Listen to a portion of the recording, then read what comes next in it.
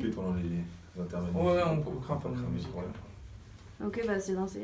Et puis, pas. Non, il n'y a pas de. Bon, ouais, il n'y a peut-être pas de limite. Je sais pas. Bah, quand il y aura plus de place dessus. On en Ouais, va il voir. y a plus de place sur le. 40 secondes. Ouais, Johan, on était à l'M-Lutine quand on était en 6ème. Ah, c'est vrai que j'ai retrouvé des photos. Ouais, je les ai retrouvés ce week-end aussi. Ouais.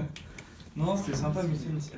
Bon, on avait ça dans le cadre du Pénard. Un truc de Pénard Close. Je sais pas si ça te dit quelque chose. Ok, bah, ça a Oui, l'air on devait d'aller. lire des livres et puis si on voulait on pouvait aller en parler à l'émission. Donc on allait Merci. une matinée je crois, un truc comme ça et puis on en parlait.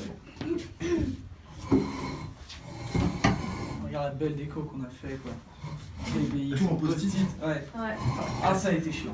Ça, c'est du pixel. Le seul problème, c'est quand tu passes et. Ouais, quand les... quelqu'un passe avec son manteau, il arrache des trucs. Enfin, Ouais, faut les plastifier et tout. Et encore, t'en avais raccroché là, non? Ah ouais, là j'en ai raccroché là, hier j'en ai. Non, pas hier. La semaine dernière j'en ai raccroché une dizaine, enfin beaucoup. On peut se mettre en direct, Yoann, il n'y a aucun problème. Ouais, hop, je mets la musique. Ça vient d'être téléchargé. On n'entend pas du tout. Ah, d'accord, elle se coupe. Ouais. Voilà. Oui, voilà, c'est bien. Voilà. Mais bon, on est bon. Ouais, on est bon. Non, Ice 4, 128. Ah non, c'est KB de débit. 128, et voilà. bizarre. Des fois il y a, des fois il y a pas. Ouais, c'est chelou. C'est un logiciel gratuit, on peut pas tout avoir. On peut pas tout avoir. C'est quel logiciel? MyRadiomatisme. Non. Non. Bon, bah, à peu près. T'es sûr que ça dure pas une minute? Non, ça c'est heures, ça c'est minutes, ça c'est mi. Attends. What? Ça va, mets en direct. Bah, de toute façon, je mets en boucle. Ouais, Je tu mets l'as en dans le boucle, boucle, nickel. Prêt? Bonjour et bienvenue sur VBX Radio CON et aujourd'hui je me retrouve avec Yoann. Bonjour Yoann. Bonjour Ewan. Et je me retrouve aussi avec Maëva. Bonjour Maëva. Salut tout le monde. Voilà, donc ça fait un mois qu'on t'a pas vu Maëva d'ailleurs. Ouais. Et on se retrouve avec Olivier. Bonjour. Bonjour Olivier. Est-ce que tu voudrais bien te présenter en quelques mots? Qu'est-ce que tu fais? Qui tu es? Avec grand plaisir. Je m'appelle Olivier, j'ai 2 casquettes. Je suis programmateur d'une grosse société de production de spectacle qui s'appelle Diogène, D'accord. qui est basée à Brest. Et on travaille dans tout l'ouest de la France, jusqu'à Bordeaux, Biarritz, tout ça. Et je suis également gérant et fondateur d'une structure de management d'artistes qui s'appelle Organic, que j'ai créée il y a 14 ans et demi maintenant, voilà, où je m'occupais d'artistes comme Wax Taylor, voilà, de plein d'artistes. Voilà, j'ai 40 ans depuis la semaine dernière. Et ben bon anniversaire. Bon anniversaire. Est-ce que c'est compliqué de gérer 2 métiers en même temps, d'avoir 2 casquettes comme ça? Est-ce que tu t'en mêles pas entre les... Non, pas vraiment, parce qu'en fait, ce sont 2 métiers qui globalement cohabitent assez bien, puisque c'est dans le même environnement. C'est-à-dire que je travaille avec que je sois manager ou programmateur, je travaille avec soit d'autres programmateurs, soit des labels, soit des maisons de disques, des agents. Donc en fait, c'est juste qu'à un moment, je suis soit d'un côté de la barrière, soit de l'autre. Mais globalement, ce sont les mêmes personnes, donc en fait, c'est assez simple de faire cohabiter ces 2 métiers. Si j'étais charcutier et programmateur, je pense que ça serait vraiment très compliqué. C'est sûr. C'est quoi le rôle d'un programmateur? Enfin, qu'est-ce qu'il fait exactement? Alors, en fait, il y a plein de programmateurs différents. En fait, il y a des programmateurs comme la Carène, qui est une salle de concert à un programmateur dont le D'accord. travail est de programmer des spectacles dans sa salle. Programmer, ça veut dire choisir. Moi, je travaille pour une société de production, et donc en fait, il faut imaginer qu'une société comme la nôtre, c'est comme un multiplex dans le cinéma. On a le multiplex Liberté à Brest, lui, ils ont un programmateur aussi. Et le programmateur, c'est celui qui va choisir les films qui vont passer dans sa salle. D'accord. Donc moi c'est la même chose, je fais la même chose pour une société de production et on travaille nous sur une zone géographique, donc on loue des salles, l'Arena. T'as un réseau de plusieurs salles. Ouais, on travaille avec 140 salles, je travaille avec 140 salles sur donc à peu près une 60aine de villes. D'accord. Donc en fait, ouais c'est beaucoup. Ça fait beaucoup. Et donc on travaille dans des petites salles, à Brest on travaille au Vauban, on travaille dans des moyennes salles comme la Velvor par exemple, la Carène, ou des très grandes salles, qui est plus notre spécialité pour le coup, parce qu'on est Diogène est plus spécialisé dans les zéniths, les arénas, ou les gros plein air. Et donc on travaille avec tous les zéniths et les arénas de la façade atlantique. Donc moi mon boulot c'est de choisir, d'appeler les agents, des artistes voilà, que je connais bien, c'est mon travail à moi depuis que je fais ça depuis 16 ans, bientôt 16 ans. Donc mon travail à moi c'est d'avoir mon carnet d'adresses d'agents, d'artistes ou d'artistes. Et puis ben voilà, je sais à peu près 2 ans, 3 ans avant que par exemple, je sais pas moi, Synapson va tourner ou Florence Foresti parce qu'on est vraiment sur un spectre artistique très large. D'accord. Et donc mon boulot c'est de leur préconiser les salles à faire plutôt dans Du coup, il n'y a pas du tout un style d'artiste imposé, genre par exemple Diogène qui s'occupe de l'électro, non. Alors en fait après ben, ça dépend un peu des programmateurs, c'est-à-dire que par exemple ici on a Sonic Floor par exemple à Brest qui fait Astropolis. D'accord. Donc Gilda et Mathieu qui sont les programmateurs sont dans un réseau, ils sont extrêmement bons là-dedans, ils sont vraiment très très forts, à mon avis ils sont probablement les meilleurs. Donc effectivement comme ils sont très forts dans ce réseau-là, ils vont aller plutôt vers l'électro, c'est leur culture, c'est leur marque de fabrique et voilà, donc ils vont aller, on sait que Sonic Floor va faire de l'électro. Nous on est dans une logique beaucoup plus large. Et on est capable là de faire le même soir 4 spectacles qui vont être, on va faire les Kids United aux Zénith de Rennes et en même temps on va faire un concert de metal hardcore à la Carène le même jour. C'est pas du tout choquant pour nous, voilà. On est très très large. D'accord, et vous travaillez tout le temps avec les mêmes artistes? On travaille avec les mêmes agents.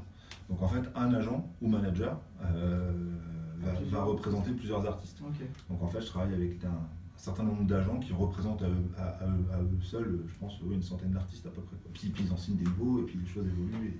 Et... Ouais. Voilà. D'accord. Et du coup, manager d'artiste, c'est quoi le rôle d'un manager? Alors le rôle du manager d'artiste, c'est celui qui travaille pour l'artiste. Comme moi, je suis manager de Merzine, par exemple, en Bretagne, je suis payé par l'artiste. Voilà, c'est un peu comme un avocat, c'est un peu comme un... Voilà. Et donc c'est vraiment l'agent qui va réfléchir à comment développer toute la carrière de l'artiste. C'est-à-dire que je suis payé par lui pour réfléchir à la stratégie, aller chercher peut-être des nouveaux labels, aller chercher un nouveau producteur de tournée, changer l'image, réfléchir à toute la stratégie d'image. Enfin, c'est vraiment, je travaille vraiment pour le compte de l'artiste et je défends du coup les intérêts à la fois financiers, parce que c'est quand même le nerf de la guerre, et artistique aussi. C'est-à-dire que je vais aller me battre pour lui si jamais il y a un litige, je vais aller me battre pour lui si jamais je trouve que le label ne fait pas assez bien son travail, je vais aller, voilà, je suis aussi entouré de 2 avocats qui voilà, représentent les artistes que je représente. Et effectivement, on se retrouve assez vite dans des environnements financiers assez costauds, quoi. Voilà, on parle en face de nous à des structures comme Universal, Warner, voilà, avec des services juridiques, des avocats. Et est-ce que tu arrives à garder ce côté humain, entre guillemets? Est-ce que tu parles à des billets ou à des gens? Alors, j'ai créé la société, ma structure de management s'appelle Organic Music. D'accord. Et il y a ce titre, ça veut dire on peut faire de l'humain dans le business. Et c'est vraiment alors, oui, c'est clair que mon travail, c'est de faire du business, que ce soit pour Diogène ou pour le management. Parce qu'en face de moi, effectivement, j'ai des agents, voilà, et malgré tout, on parle de business, mais à aucun moment, en fait, je sais que c'est quelque chose qu'on se répète souvent dans l'équipe, notamment à Diogène, en se disant, voilà, notre boulot, c'est de faire du business, mais on gère de l'humain. Il ne faut juste pas oublier qu'à la fin, la finalité de tout ça, c'est qu'il y ait des artistes sur une scène, des artistes et des humains, et qu'en face, il y ait juste 300, 500, 5000, 10 000, 25 000 personnes qui sont des humains. Et donc, il ne faut jamais perdre ça, notre philosophie, c'est de jamais perdre ça de vue, et donc, tout ça doit transparaître dans la façon dont on aborde le business, dans la façon dont on organise les concerts, parce que évidemment, moi je fais pas que, voilà, il y a le contrat, etc., mais derrière il y a une équipe qui travaille comme des fous pour organiser ce concert, voilà. Donc. Et justement, le concert, il est organisé combien de temps à l'avance? Donc comment vous choisissez les dates? Est-ce que vous travaillez avec d'autres sociétés de production, je suppose? Parce que quand les artistes font une tournée dans toute la France, il faut se caler sur les dates, tout ça. C'est vous, c'est l'artiste? Non, alors en fait, c'est-à-dire qu'il y a l'artiste, il a son agent, son producteur. Bon, je parle pour les zéniths, là, les grosses salles. En gros, par exemple, si je prends, qu'est-ce qu'on a fait là? Je fais Soprano, bientôt là, à l'Arena de Brest. En fait, le Soprano, il a un agent, et son agent, il travaille, on est je crois, 7 sociétés à se partager toute la France. C'est-à-dire qu'en fait, on a une zone géographique à travailler par société. Donc nous, c'est la Bretagne élargie. Mais en fait, quand l'agent de Soprano monte sa tournée, il appelle que 7 personnes. En gros, il appelle moi et puis les 6 autres qui se partagent la franquille. Voilà. Et en fait, on dit, voilà, il va me dire, voilà, la tournée, ça va être de temps à temps. Voilà, ça va être sur 6, 8, 10 mois. Qu'est-ce que tu me préconises comme Zénith, comme Arena, comme etc. dans ta zone? Il va faire la même chose. Et en fait, nous, on va appeler nos salles, on va remonter les dispos des salles, donc voilà, ces dispos-là, ah bah là, je peux pas, il y a un tournoi de handball, ah bah là, je peux pas, il y a du tennis, bon là, ok, là, c'est possible, c'est possible. Et en fait, la tournée, elle est montée en 48 heures. Mais ça se fait à peu près 2 ans avant. 2 ans avant. Ouais. Parce qu'en fait, la tournée sur des Zéniths a une dimension marketing très forte, puisque ça fait beaucoup buzzer l'artiste. Et donc, la maison 10 s'en sert pour sortir l'album. Donc les deux éléments sont très très lourds. Donc 2 ans à peu près, moi les dates, je suis en train de caler là les dates de 2021-2022 en ce moment. D'accord. Donc j'ai des options par exemple à l'Arena, j'ai posé des dates à l'Arena de Brest pour des dates fin 2021, début 2022 là actuellement. Ah oui. Parce qu'il faut gérer après toute la com, voilà. toutes les affiches, les après, réservations. un an tout ça. après, en gros, un an avant la date, Mhm. on lance la date. C'est-à-dire qu'on la lance en termes de communication. Toute la tournée est lancée en même temps. C'est ce qu'on appelle des mises en vente timées, c'est-à-dire que, en gros, tel jour à telle heure, toutes les dates de la tournée sont mises en vente et donc il y a vraiment un marketing autour de ça. La maison de disques bosse de son côté à Paris et puis chacun d'entre nous bosse sur son date. Et en gros, on est à peu près un an avant. Une date de M, là, par exemple, ou de Soprano, c'est à peu près un an avant la mise en vente. Donc là, effectivement, on a, là c'est l'équipe de Diogène qui s'occupe de ça, on a une responsable de la communication qui va s'occuper vraiment de tout le lancement de com de toutes les salles qu'on a à gérer. J'ai une responsable de la billetterie qui elle s'occupe de gérer toute la mise en vente, la billetterie, etc. Parce que chaque spectacle c'est des configurations différentes, alors Ouais. du coup il y a du assis qui est numéroté, il y a du debout, il y a, bon voilà, et donc c'est très très très complexe. Bon, je suis nul en billetterie, donc, par contre, enfin, vraiment. Mais par contre, voilà, on a une équipe qui s'occupe de ça. Et puis après, il y a la partie technique qui nous prend beaucoup de temps. Où là, en fait, on a notre directeur technique qui s'occupe de faire rentrer ce spectacle-là, qui est souvent des spectacles assez énormes, dans les salles. D'accord. Et ça représente quel budget, en gros, un spectacle de Soprano en considérant la com, la billetterie, la location de la salle, payer les gens, tout ça? Tout confondu, on doit être sur un budget qui avoisine les 200 000, 250 000 euros, à peu près. Ah oui, ça va, c'est pas trop... Vous imaginez. Après, la salle, elle, voilà, la salle, elle a ses capacités, donc c'est en gros l'Arena de Brest, une des petites salles, des grandes salles en fait. Donc si on va aux Zénith de Nantes par exemple, qui fait 2 fois la taille de l'Arena, on va être sur un budget qui va être autour des 400 000 euros, quoi. D'accord, ok. C'est en fonction des salles en fait. Et c'est pas trop... Enfin, je suppose que vous avez un secret professionnel entre guillemets à garder pour pas divulguer les dates. Et c'est pas trop stressant d'avoir les dates dans la tête mais de pas avoir le droit de les... Si. Si. En même temps, c'est ça qui est rigolo, sinon voilà, c'est ça qui met un peu de piment aussi dans le spectacle. On a un métier où il y a un peu de secret, voilà, il y a un peu de magie aussi, il y a un peu de... moi ça me fait marrer, sinon je pense que je ferais pas ça, mais oui, il y a ce côté... on est un peu au cœur de la machine, quoi. Exclusivité. Donc, ouais, voilà, c'est-à-dire je sais par exemple que ce qui va tourner dans 2 ans alors que personne ne le sait. Je sais quand on a calé M à l'Arena de Brest, pendant plus d'1 an, la date que j'avais posée à l'Arena, je lui avais donné un faux nom. Pour pas que l'Arena sache que M allait retourner parce que c'était un secret, personne ne devait le savoir. Et en fait, la salle a appris le jour où on a mis la billetterie en vente que c'était M, quoi. Voilà, donc c'est marrant, c'est rigolo tout ça, voilà. Mais faut prendre ça un peu avec du recul, c'est du Oui, fun. voilà, c'est ça. C'est du business, mais c'est du fun. D'accord. On va s'écouter une petite musique, voilà, pendant une petite musique, Yoann. Qu'est-ce qu'on va s'écouter? On va s'écouter Paradise de Offenbach sur le BX Radio. Yes. D'accord. Tu prends la suite, Maëva, ou pas? Ouais. Nickel. Donc la musique chill derrière. Comment tu fais pour que ça vienne comme ça, les questions, sans même que trop tu regardes Je sais pas, Parce que moi, je suis... c'est la magie. première fois que je vais à une interview, mais c'est pas grave. Ça s'appelle la magie. Ça s'appelle la magie. Non, je sais pas, ça me met comme ça. Aïe, aïe. Ouais. C'est pas la dédicace? Rose qui nous fait Antonin LPD Ok. avec Hacker. Rose. Ouais, Rose. Si on a un système de dédicace, les gens peuvent laisser des messages s'ils Cool. veulent. Ouais, c'est sympa. En général, c'est des gens qu'on connaît. Bah oui. Là, on Ouais. connaît pas. Pour l'instant, enfin. Bien, pas mal.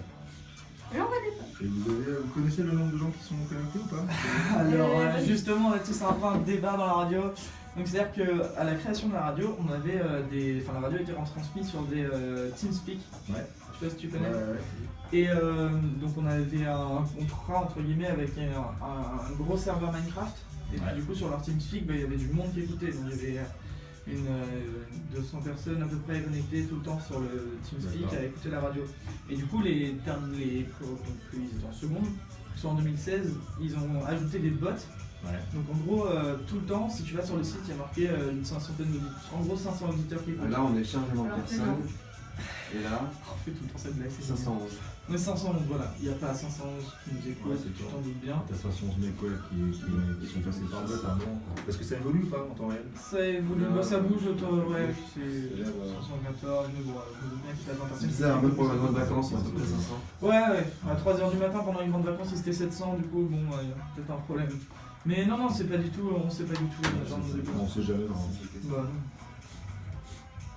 Même les radios normales, Tu entre repasses guillemets, sur il y a les prix, tout ça. Il y a un gros. Non, t'inquiète, on est pas en garé. Du coup, Maëva, tu reprends à Organic Music, c'est quoi? Pourquoi ça existe? À quoi ça sert? Mais comment tu en es arrivé là? Ouais, c'est ça. Donc là, ça va partir sur le... Vas-y. Et c'était Offenbach Paradise sur The Big Radio. Et tout de suite, je passe la parole à Maëva qui va du coup continuer cette interview avec Olivier. La D'accord. pression. Il y a la pression. Un peu. Maëva, on te regarde tous. Dans les yeux. S'il vous plaît. Alors, comment es-tu en arrivé là? Eh ben, c'est que des accidents en fait. Comment j'en suis arrivé là? Parce que moi au départ, je suis spécialisé dans la littérature américaine. Donc rien à voir. Je suis spécialiste de William Faulkner, un artiste que je vous encourage tous à lire parce que c'est vraiment un des artistes, je pense, les plus incroyables des 200 dernières années pour ma part. Donc en fait, non, comment j'en suis arrivé là, blague à part, j'en suis arrivé là par la musique. En fait, en parallèle de mes études de littérature notamment, j'avais un groupe de métal avec mes deux frères. On a pas mal bougé parce que mes parents, voilà, militaires, tout ça, on a beaucoup bougé, mais en fait, quand on s'est installé ici, on s'est installé à Saint-Renan quand j'étais en seconde. On avait un groupe de métal et en fait je voulais impérativement avoir une salle de répète parce que la maison que mes parents avaient trouvée n'avait pas de local de répète dans le garage, ce qu'on faisait jusque là. Et on tournait beaucoup avec mes frères, on faisait beaucoup de concerts. Donc c'était un vrai problème de ne pas avoir d'endroit pour répéter. Donc j'ai demandé à la mairie de Saint-Renan de me donner un local de répète qu'ils n'avaient pas. Et on a trouvé un compromis qui était ils étaient ok pour me donner un local de répète et en échange je me retrouvais à organiser la fête de la musique. Ce que j'avais jamais fait de ma vie. La fête de la musique de Saint-Renan? De Saint-Renan, ouais. Et donc du coup, c'est là je parle de ça, on est en 98. Je me suis retrouvé à faire ça, à gérer les chants de marins, des machins, enfin trucs que j'avais jamais fait de ma vie. Et en fait, ça m'a tellement fait marrer qu'on a monté une association pour gérer ensuite un local de répète, parce que comme on avait un local de répète, il y avait d'autres groupes qui voulaient s'inscrire, donc on a monté une asso, tout ça, voilà, etc. Et en fait, à force de gérer la fête de la musique, j'ai commencé à me dire, c'est pas mal en fait, monter des scènes et tout, ça me faisait bien marrer. Donc on s'est dit, comme on est des fous, on va monter un festival. Comme tout le monde, donc on s'est planté, comme tout le monde. Voilà, et d'ailleurs l'asso existe encore, j'ai vu ça, ça s'appelle l'asso Sonotone, et j'ai vu que le jour qu'elle existe encore par hasard. Et donc à force de faire mes études, tout ça, de littérature américaine, au bout d'un moment je me suis dit, quand j'ai eu ma maîtrise, donc l'équivalent Master 2, je me suis dit bon c'est bien, mais à part être prof de littérature américaine, je voyais pas tellement les débouchés, et donc je me suis dit ce qui me fait vraiment marrer, en fait c'est pas tellement la littérature américaine, c'est ce que je fais à côté. Et donc j'ai commencé à chercher des formations et il venait d'ouvrir la première des formations en fait, qui s'appelait conception de projet culturel. Ça n'existait pas à l'époque, toutes ces formations de management, etc. Ça fait vieux d'entendre ça, mais ça n'existait pas, voilà. Et donc j'ai été pris dans cette formation-là à Rouen, voilà, on était 18 à être pris, et parce que justement j'avais ce passé associatif.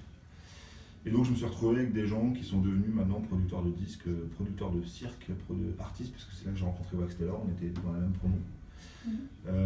Voilà, et après j'ai fait des stages. Donc j'ai fait des stages en boîte de prod, de concert, et après j'ai voulu faire un stage dans le disque parce que je voulais vraiment voir le lien entre le disque et le spectacle. Et donc j'ai fait un stage en major chez BMG. Et en fait j'étais embauché à l'issue de ce stage-là.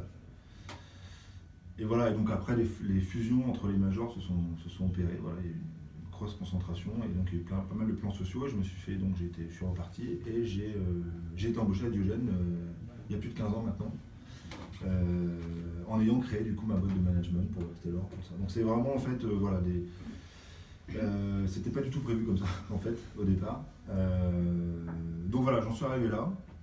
Et je suis très content parce que c'était pas évident de trouver ce métier-là à Brest. Parce que moi je suis breton, hein, j'ai beaucoup voyagé, etc. Mais je suis né à Brest, je suis né à l'hôpital Morvan.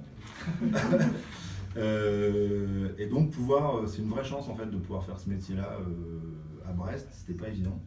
Et donc bon, ça suppose de beaucoup voyager. Pour le coup, hein, je fais du train beaucoup, mais l'avion. Mais d'avoir trouvé cette boîte-là ici, c'est vraiment une vraie chance. Voilà, je peux faire mon boulot tout en allant surfer, tout en allant profiter de la plage, tout en enfin voilà. Vous arrivez à avoir le temps pour Alors faire tout ça peu, mais parce que je passe du temps avec mes enfants, je passe du temps avec ma femme, mais après il faut s'organiser, voilà. C'est un métier en fait où on travaille, on n'a pas de chance, on travaille le jour et la nuit, et le week-end, parce que par définition on organise des spectacles quand les gens ont le temps d'y aller. Oui, c'est sûr.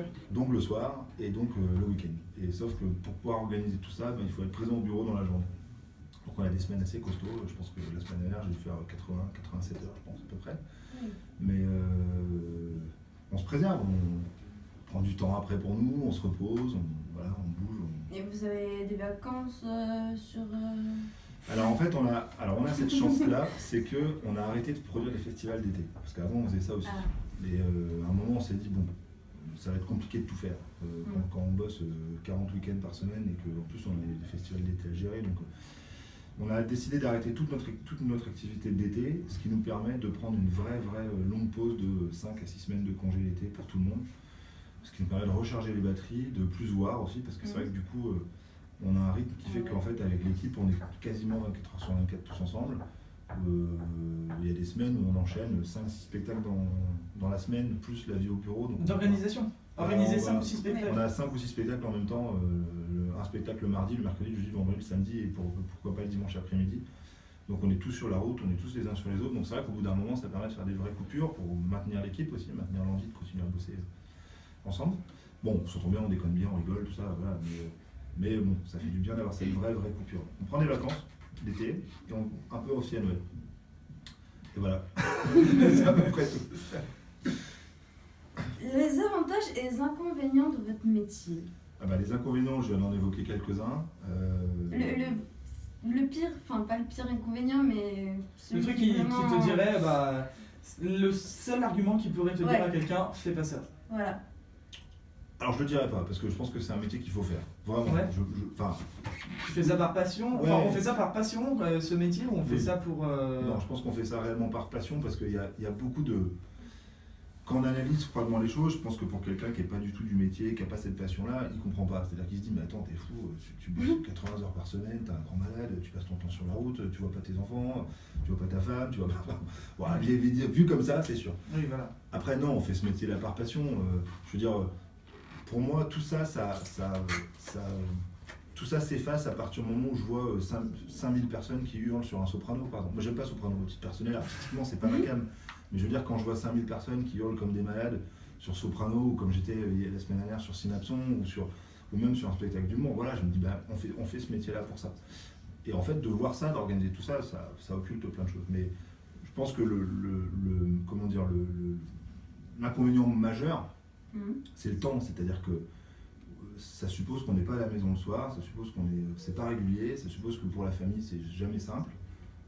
Ça, c'est vraiment l'argument majeur. C'est sûr que si on veut être à la maison tous les soirs et être avec ses enfants et sa femme, ça ne marchera pas, c'est certain. Donc c'est pas un métier métro boulot dodo, quoi. Ah non, ça c'est boulot et un peu dodo. Voilà, mais il y a beaucoup d'avantages. On va faire ce métier-là, on fait un métier qui est relativement passionnant, qui n'est pas répétitif.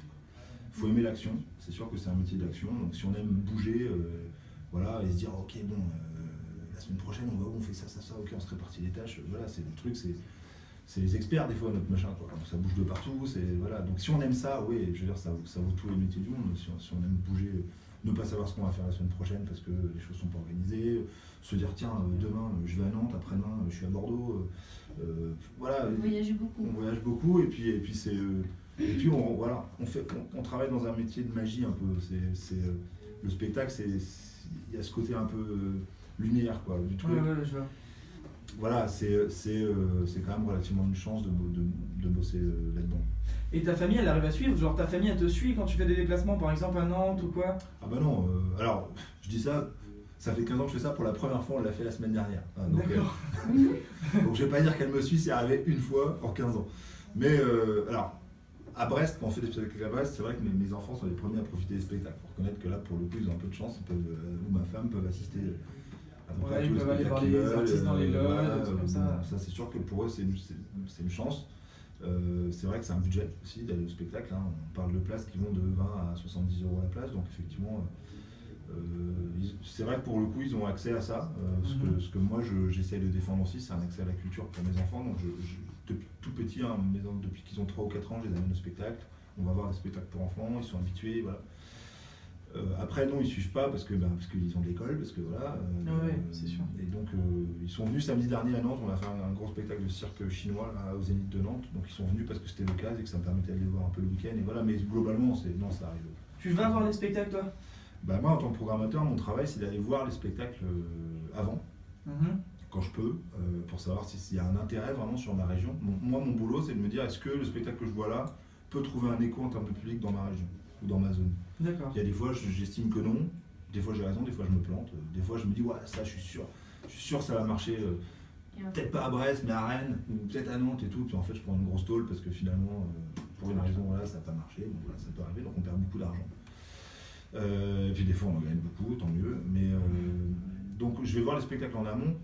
Après je suis systématiquement dans la salle sur une date qu'on produit. Alors je peux pas y passer tout le temps parce que j'ai plein de gens à voir, etc. Mais Ouais. j'ai au moins passé 3/4 d'heure ou 1 heure, voir comment ça se passe, voir le spectacle, voir si je me suis pas trompé dans le choix de ma salle, si je me suis pas trompé dans le public. Est-ce que Pour apprendre de ses erreurs après. Voilà, c'est ça, c'est analyser, voir un peu les gens, discuter avec le public aussi. C'est vrai que maintenant j'ai cette chance-là, c'est que le public me reconnaît, donc ils viennent me voir, ils me disent ça c'était bien, ça c'était nul, ça on a été accueillis comme des malpropres. Ok, bon, ça veut dire qu'il y a eu un problème, donc on essaie de voir avec l'équipe où est-ce qu'il y a eu un problème, est-ce que c'est la sécu, est-ce que c'est la salle, bon bref. D'accord. On essaie vraiment d'optimiser à chaque fois.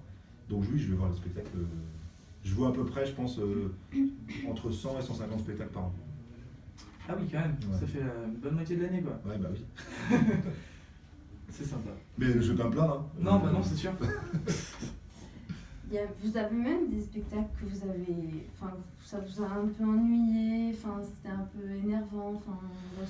Oui, c'est arrivé, alors je vais pas te dire qui, mais Ouais. c'est arrivé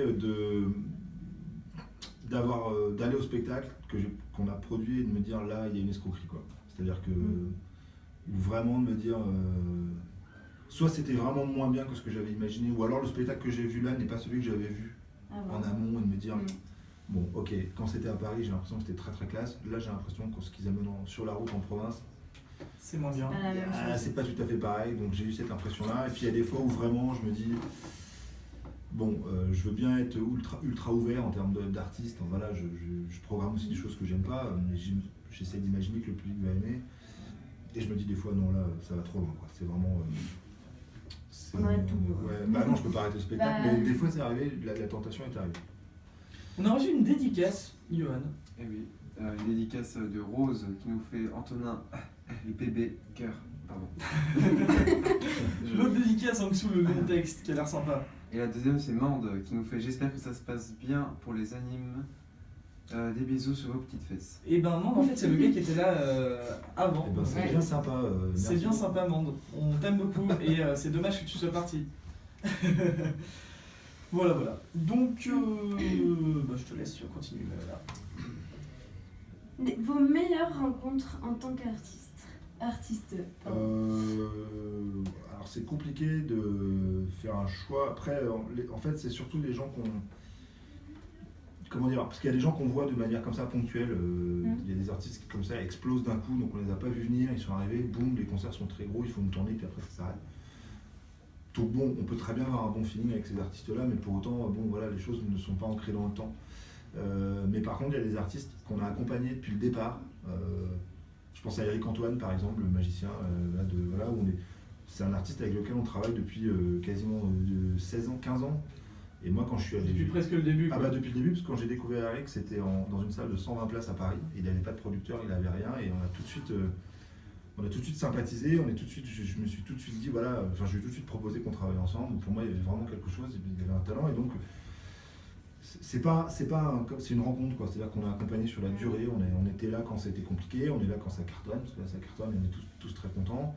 Et c'est plus ça que je retiens, c'est-à-dire avec des artistes comme Eric Antoine ou même Soprano, parce que j'en parlais tout à l'heure, c'est des artistes qu'on a accompagnés sur du long terme.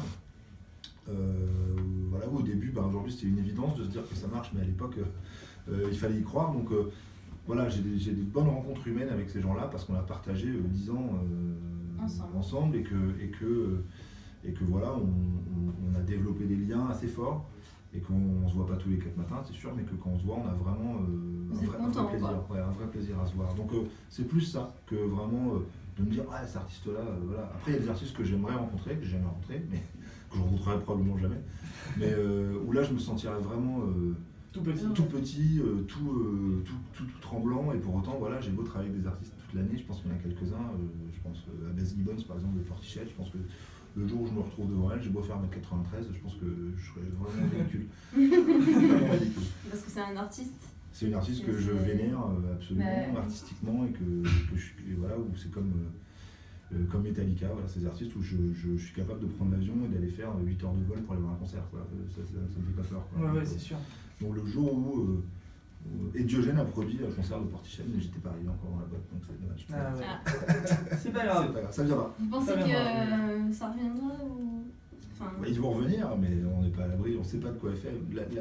La seule, c'est pas pour être donneur de leçons machin, mais la seule expérience que je tire de mon expérience professionnelle, c'est de me dire on sait jamais de quoi ça va être fait demain.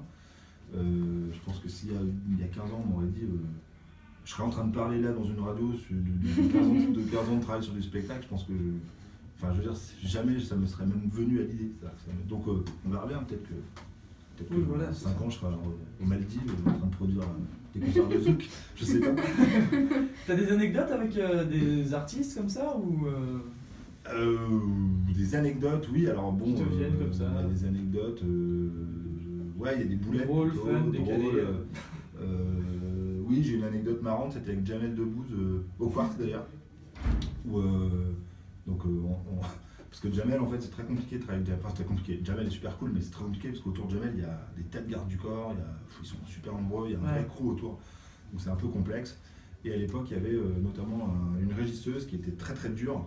Sa régisseuse était très très dure, il avait le droit de rien faire, c'était très compliqué, etc. Et donc quand on avait produit une date au Quartz, je me souviens. Voilà. Et dans l'après-midi du Quartz, je reçois un mail de Impro Infini, qui est la ligue d'impro de Brest, qui me dit ah, Olivier, on est au Vauban ce soir, on fait un truc d'impro ce soir au Vauban, est-ce que Jamel pourrait pas passer vu qu'il vient de l'impro? Et comme le Vauban le Quartz c'est juste en face, je dis écoute, je vais voir, mais à mon avis, vu comment c'est complexe, déjà juste de prendre l'ascenseur, à mon avis, ça va être super compliqué, quoi. Et donc j'en parle à Jamel vite fait au repas. Et il te dit oui. Et il me dit oh non mais ouais, carrément faut le faire et tout machin. Donc il va voir ses gardes du corps, ses machins, c'est non, niette, pas possible et tout. Donc là Jamel est un peu énervé. Il fait son spectacle, il revient, il me dit écoute, tu sais ce qu'on va faire, on va partir en 12D.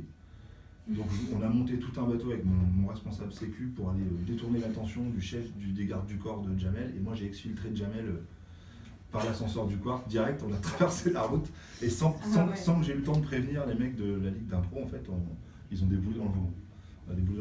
Donc ça c'était assez fun. C'est génial. Après, je pense que l'anecdote la plus forte pour moi, et pourquoi, c'est que c'est la fuite de Johnny Hallyday qu'on a fait après le concert de Pinfel. Donc, de toute façon, c'était son dernier concert où je me suis retrouvé, parce qu'il avait un jet privé qu'il fallait qu'il prenne son jet à une heure très précise, parce que les fenêtres de tir sur les jets privés sont très... Voilà. Donc la Guipa va, et qu'en fait, on a dû faire une fausse fuite. Voilà, et donc du coup, comme le public était encore dans la salle, on a dû maintenir le public dans la salle, et on est parti, donc il y avait 3 bagnoles. Moi j'avais ma pauvre voiture perso, j'avais un pauvre Picasso, enfin tu vois, un truc voilà, et 2 bagnoles de flics, des Subaru, plus un cortège de flics devant et derrière. Et en fait, moi j'avais donc Laetitia Hallyday dans ma voiture, plus la nounou des enfants. C'est fou. Et on a tracé comme des gros marins, des gros bourrins à contresens sur la route. À contresens, ils ont fermé la route. Ah, ils ont tout fermé. Ah oui, ok, ils ont fermé. Ah ouais, quand même. Ils ont fermé toutes les routes, et on a fait Fast and Furious direct jusqu'à l'aéroport pour finir comme des gros bourrins sur le tarmac de l'aéroport en bagnole, ça a été un des kiffs les vrais Ça kiffs. devait être génial. Ouais, je suis sorti de là, j'étais quand même tout tremblant. Hein. J'étais pas très bien. T'es allé à combien de kilomètres heure? Je sais pas, 180? ouais, 160, 180. Putain la vache, c'est génial. Les enfants, ils ont pas trop eu peur derrière. Et c'était pas là. Ah, ça va. Il y avait la nounou, bon. Et dans 3 voitures, il y avait une voiture flic avec Johnny, une autre voiture avec les musiciens. Enfin, il y avait Johnny et le manager, une voiture avec les musiciens, et moi avec Laetitia et la nounou. Bon, je suis arrivé sur le tarmac, j'étais pas très bien. Mais c'était voilà. Mais T'as serré la main de Johnny et tout, t'as oui, des j'ai serré la photos, main tout de ça, Johnny, c'est ouais. génial. Voilà, et puis après des délires de beuverie avec des artistes dont je ne peux pas trop tellement parler, mais notamment avec Omar et Fred, une soirée avec Omar et Fred juste surréaliste, et puis voilà, puis plein d'autres anecdotes. Mais voilà, après c'est... En fait, il faut juste se dire que dans notre travail, en fait, on a une relation avec des artistes qui est très professionnelle, justement. On ne doit pas être dans un rapport fan. Amical, ouais, Enfin, c'est amical, ça. si, mais pas fan. Ouais. Parce que justement, il n'y a pas que nous, hein, quand on fait une date à l'Arena de Brest, dans les loges, dans les bureaux, on est peut-être 80 à bosser. D'accord. On est tous là pour travailler, on est tous collègues de boulot, et donc les artistes sont là au milieu de tout ça, et on est dans un rapport de collègues de travail, en fait, pas dans un rapport public à artiste, quoi.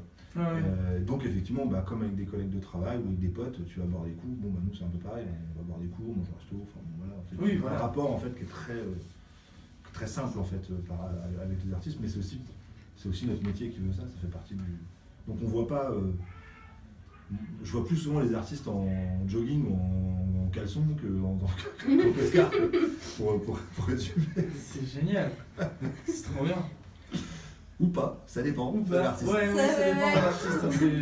On voit bien certains artistes en caleçon, ça doit être un peu atroce à voir. Johan, qu'est-ce qu'on va s'écouter? Alors juste avant, il y a Lohan qui nous fait une dédicace. Lohan, donc c'est le créateur de la radio. Très bien. C'est lui qui a créé le site, tout ça, le site qui est génial. Merci Lohan, on t'aime beaucoup. Et qui nous dit ce serait pas mal des events techno. Donc des événements techno, voilà. Je sais pas dans quel cadre, mais oui, ce serait pas mal. On va essayer de voir ça. Qu'est-ce qu'on va s'écouter du coup? Alors on va s'écouter G-Easy. Jay-Z. Jay-Z. C'est dur. Bébé Rexa sur BBX Radio.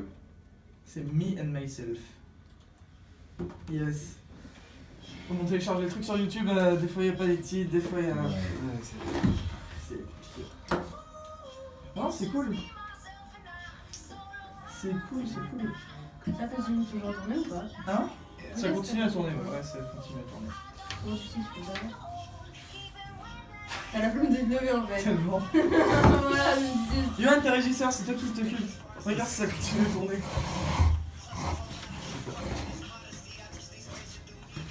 C'est génial. Non, c'est génial ce métier, il est trop bien.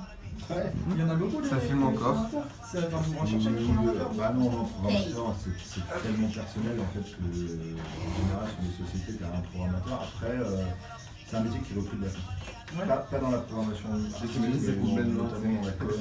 Ah oui, dans la com, ça va pour beaucoup. Dans la com. Moi, je vais me faire après des études de De toute façon, on a un bon petit morceau Je vais faire le CV à Nantes, le CV Ouais. digital, je sais pas si tu connais. Alors là, je pense que notamment dans le spectacle est en train de muter complètement, tout le métier est en train de muter, notamment avec toute la partie Digital. digitale de la billetterie et Ah ouais. puis surtout tous les enjeux de billetterie qui arrivent là. Donc c'est vraiment en train de muter à mort, et puis, avec de plus en plus de connexions entre le direct, du live et le digital. Et ça c'est vraiment en train de se développer à fond. Ça va recruter à mort. Et toi, tu gères quoi comme concert? Il y a quoi comme concert là qui arrive dans l'année que tu vas gérer? Je vais absolument ça. L'année prochaine, là j'ai Soprano en mars, j'ai M. Il n'y a plus de place du tout pour Soprano. Alors bah si, on en a ouvert une deuxième en décembre qui est déjà quasi complète, on va ouvrir une troisième en avril prochain. D'accord. J'ai... Et en décembre, elle est complète? Il reste quelques places. Ah oui. Attends. Je vais voir. Mais C'est qui? On fait trop Esteban en tout cas. Ah ouais. Non, mais du coup, c'est cool. Mais ouais, comme tu disais au début, on pourrait faire ça, de faire gagner des places, Ouais, comme ça. je Ou même de faire un... Il n'a pas la Ouais, barre. j'ai vu ça, enfin, je me baladais un peu en tu vois tous les Et en plus, j'ai concerts. eu le flash. Et Ouais, laisse tomber, vas-y. Et toi, en tant que programmateur, tu peux pas Prends en photo. demander à un artiste, par exemple, de venir... Parce Parce que nous, on aimerait bien proposer des gros avec artistes, mon sauf que, téléphone. en général, soit ils répondent et puis à la fin c'est non. On essaie de voir Big Flo et Oli. Je sais pas si tu vois qui c'est. Ouais, c'est connu. C'est Diogène qui gère ça? Non, c'était pas nous. C'est Arsenal, il me semble. C'est Arsenal qui a fait ça. C'est ça. Donc on a essayé d'avoir Big Flo et Oli, bon, il y a eu plein de discussions, tout ça, et puis à la fin on a eu un non parce qu'il était trop surbooké. Ouais, c'est Là, j'ai envoyé un mail au manager de Angèle. Je sais pas si tu connais, il passe en, C'est les cheveux, en il passe en fait, mai, c'est et puis ça, bah, Les cheveux, c'est mort aussi. Bah, c'est complexe. En fait, le problème, c'est là, souvent, bon, il y a des artistes qui s'en foutent déjà. Ouais. Et puis, tu as aussi des artistes qui, même s'ils le veulent, le planning d'une journée sur un Zénith est tellement speed que. En fait, au bout d'un moment, je pense que les artistes ils prennent même pas le risque de dire. Enfin, ils vont dire non pour pas prendre le risque de devoir l'annuler au dernier moment. Ouais, Tu as tellement d'aléas, il suffit qu'il y ait une merde sur une guitare, un machin, un problème de micro, et ça, tout à coup la balance elle prend 2h30, prend 1 heure. On est vraiment sur des aléatoires à mort. Quoi. Ouais. Donc c'est vrai que c'est complexe. Après, moi je le fais, tu sais, je sais par exemple que sur les artistes que je manage, sur les mergines, les machins, quand je leur dis écoutez les gars, il faut la faire celle-là, ils vont la faire. Mais c'est aussi parce qu'on est sur des rapports de temps qui sont quand même plus. Tu vois, Plus large que des gros trucs. Sur un Zénith, t'as tellement de. La partie vidéo, la partie son, la partie web. Je passe sur 15. Et il passe bientôt, Eric Antoine, à Brest? Non, on fera pas Brest. On vient de le faire. Ah ouais? Ah chier. Ah mais j'aime bien Eric Antoine, il est sympa et tout. Il est génial Eric Antoine. Des questions? J'ai aucune idée de questions. Non. Si tu as des trucs à rajouter. Si je peux. C'était Me, Myself and I de je sais plus trop qui, mais c'était très bien. Jay-Z et Bébé Richard. C'est ça. Donc C'est ça, il n'en sait rien, mais c'est ça. ah, heureusement que Maëva est là. Qu'est-ce qu'on ferait sans toi, Maëva?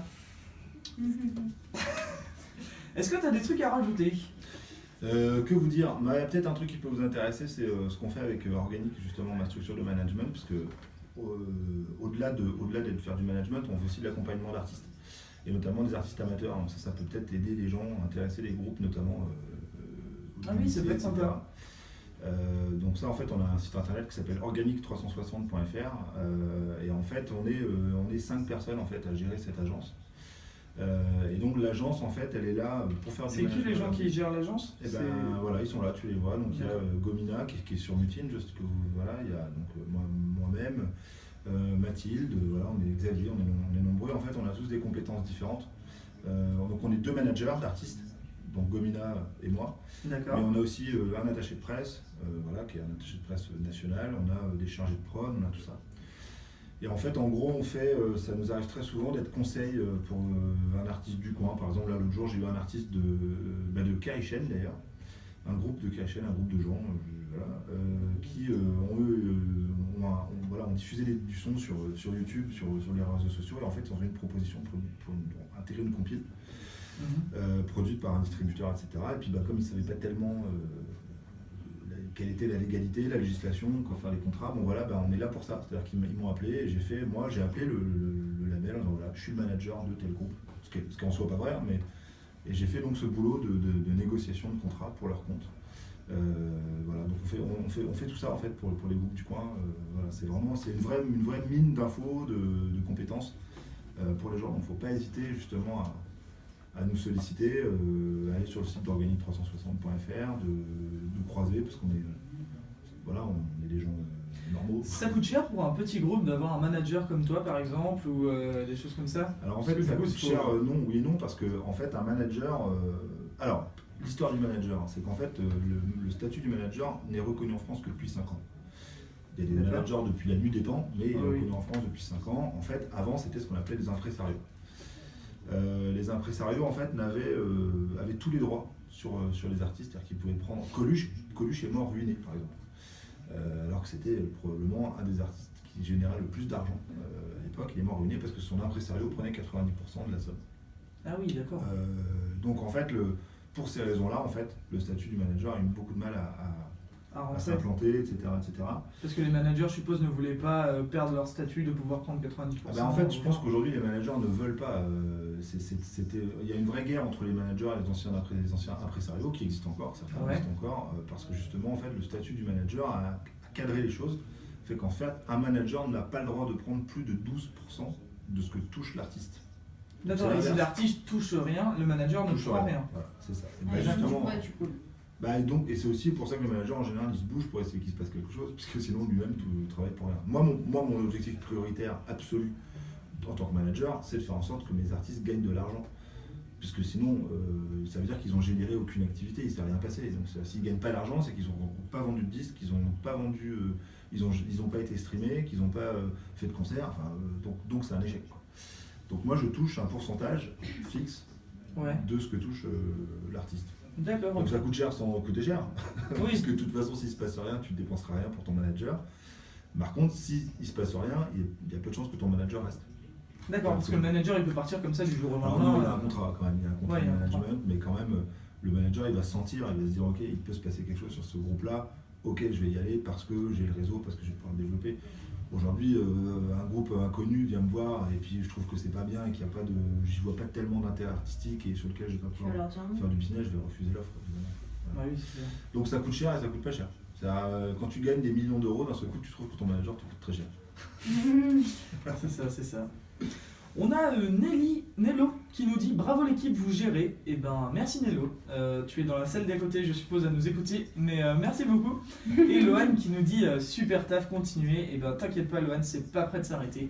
Il est 13h15, on va devoir vous laisser. Donc merci Olivier de nous avoir accordé cette Merci, interview. Olivier. Mais c'est un grand plaisir, merci à vous. Mais ben merci beaucoup. Donc on va vous laisser du coup. On vous souhaite à tous une bonne après-midi. Et mangez bien. Ceux qui n'ont pas mangé encore. Ouais, parce que nous on n'a pas mangé. Ah oui. Ouais, bah, Eva et Yoann ont mangé, mais moi j'ai pas encore mangé, mais c'est pas grave. En 4 minutes, on a mangé. Le speed, yes. Du coup, on vous laisse, on vous souhaite une bonne après-midi et on vous dit à demain. Ciao, ciao. Salut. Bravo, Merci beaucoup. super. Demain, il y a le Move qui vient et tout. Ah, ça va être une fin de semaine assez chargée. Ouais, le Move. La radio. Le Move qui vient, ils font une émission en direct, ils font. Ça va être fou. Ouais, ça va être génial. Alors, par contre.